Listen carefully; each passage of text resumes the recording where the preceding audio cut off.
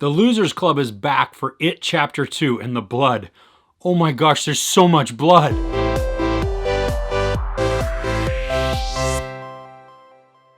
It's 27 years after the events of Chapter 1, and the Loser Club members are called back to Derry in an effort to put an end, finally, to It. This one is dark. I mean, the overall tone and feel is just oppressive and creepy and just really heavy. And I think that's thanks in part to the performances by the cast, that they do such a good job of just conveying all kinds of emotion and just bringing this weightiness to the screen so that we really feel just how dark it is. As far as the cast goes too, oh my gosh, they did such a good job casting the adult versions of the Losers Club. I mean, I should think about the chubby Ben.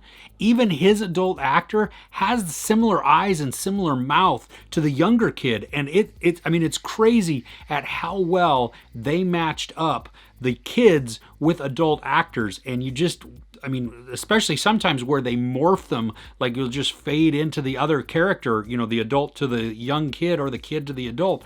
Whoa. Blew my mind how close they really do resemble each other. And I really like that we get a lot more Pennywise in this chapter. Bill Skarsgard continues his ultra creepy clown performance.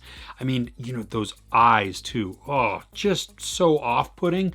And then the way that he does his mouth and the drool and just everything about his performance is so creepy and so good. I mean, he really does it. I don't know if he can actually move his eyes the way that he does, or if that's just like some CGI or some makeup or something, but it's messed up. The story in this one really flows seamlessly as it goes from past to present, present to past, just as it interweaves itself back and forth to just give us some really insane detail on the story. I mean, it just sucked me in because it was beautiful, and it truly was seamless in the way that they told the story, because they could go from in the present time and we see what the actor is doing or what they're pursuing, and then it just morphs right into the past where that same character was doing something or acting out the same thing or still looking for something, and it just provided such a level of detail to everything that was going on that it just made me more invested in the story itself. The story is layered, but it's easy to follow, and again with the characters, their arcs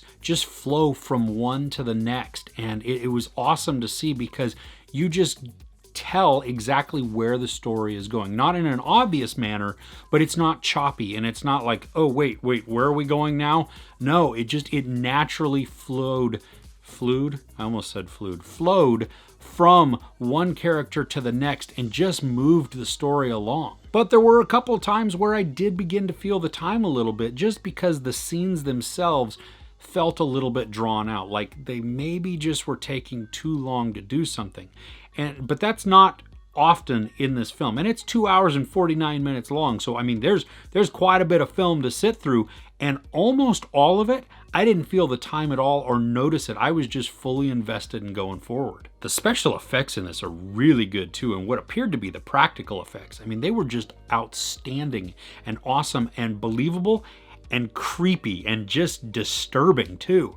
And their CGI also, for the most part, like 99% of the time, was spot on. I can only think of one or two times where it just felt a little cartoonish, like it just, you could tell that it was a little bit out of place, that it just pulled me out of the tension that I was in for just a brief second, and then I was right back into it. I don't think the movie is as terrifying as that first teaser trailer led me to think it was gonna be. The one with Jessica Chastain visiting this old woman in the apartment, and you see her in the background just kind of and move around, and so it was creepy. Now, the movie is creepy, and the movie does have some terrifying moments to it and some horrifying parts, and I jumped in several parts also, but as an overall movie, it was not as scary as I thought it may have been. And the level of gore and just even some of the ways that they did certain things was definitely gross. It made me like, yuck, or like, oh, no. And just even, I don't want to spoil it, there was a scene where just some things started crawling around and nope, somebody needs to hit that right now. So that scene with the blood, is it really a lot of blood? Yeah, it really is. It just like just keeps coming. And there's just a crap ton of this blood. I don't know where it's coming from and why it's not going away, but there's a lot of it. And it really works in that scene. Now, the movie isn't all just tension and terrifying. I mean, there is some humor to it also. And I laughed a bunch in this, just like I did in the first chapter. And I think some of it, though, was because of the tension. I didn't know exactly what to do with all of it. And some of it, it turned instantly from horrifying to funny, and the natural reaction was to laugh out loud. And I said the tone was dark, and it really is. I mean, there are some vivid killings in this chapter. And then you also couple that with some of the things that the characters are tackling. I mean, it's just weighty also. And so overall, just it has this sinister feel to it, but it also just feels dark. I mean, and that's a good thing. You want that in a horror film. You want to feel a little bit of the oppression, just this unease, this really just feeling to it, because that's what sucks you in. And hopefully there's a triumph at some point where you feel vindicated, or the characters are vindicated, or whatever. And so you hope that at some point that's going to come in this film as well. It Chapter 2 is really a lot of fun, and it's a great follow-up to the first chapter. I also think it's a better movie, too. The performances, I mean, I can't say enough about them, that they are just stellar. They did such a good job that each character, each performance sucked me in. And that goes for both the kid actors and the adult actors. I mean, they were all just spot on and did such a great job and gave such heartfelt performances where you really do, I mean, you're immersed in this world that's been created for us, and you feel along with the characters. You see them, you root for them, you cry for them, you are mad at them, whatever that is. It is just outstanding because of the acting job that they do. I'm glad too that the trailers didn't show too much of the film, that they actually held surprises back so that when we watch the film, we could go, ooh, well, I didn't expect that, which, yes, finally, good. I'm glad that happened, because nowadays, too many times the trailers just ruin everything, or they tell it all, or they give key scenes away. And I didn't feel like that did in this at all. Now, I said I felt the time a little bit here and there in there because there were a couple scenes that felt a little drawn out. There was one point in the film where it actually felt like the story was wrapping up, like the movie was coming to an end, like we were about to have a climax and then it would be over. And it was far from that. So it was just kind of weird that I felt this way. I don't know if I was the only one, or if a lot of other people experienced that same arc with the story as well. But I felt at least I should let you know about that. Chills, thrills, horror, and humor. Just a great mix and a really fun time. There's no sex, but there is nudity, profanity, and of course a ton of violence. I give It Chapter 2 4.5 out of 5 couches. Are you a fan of Stephen King? Do you have a favorite novel of his? Let me know in the comments below. If you enjoyed this review, please give it a like. Also, don't forget to share and subscribe. I'm Chris. This is Movies and Munchies. Thanks for couching with me. Okay, so if you're still hanging around, I got a tiny little rant.